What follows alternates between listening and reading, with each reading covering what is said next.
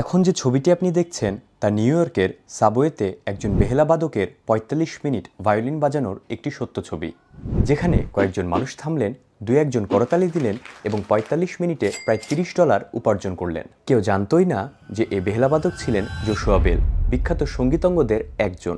তিনি সাবওয়েতে যে সুরটি বাজাচ্ছিলেন সেটার বাজার মূল্য $৩.৫ মিলিয়ন এবং সবচেয়ে জটিল সুরগুলোর মধ্যে একটি। এর ঠিক ২ দিন আগে জোশুয়া বেল বস্টনের একটি থিয়েটারে বাজিয়েছিলেন, যেখানে টিকিটের গড় মূল্য ছিল প্রায় $১০০।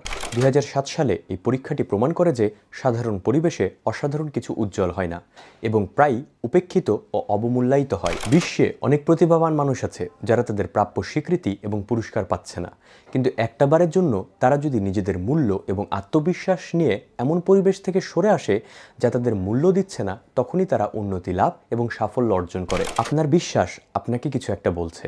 যদি এটি আপনাকে বলে আপনি যেখানে আছেন সেটা যথেষ্ট নয়, তবে আপনার সেটা শোনা উচিত। যেখানে আপনি প্রশংসিত এবং মূল্যবান সেখানে যান। দয়া করে নিজের মূল্য জানুন।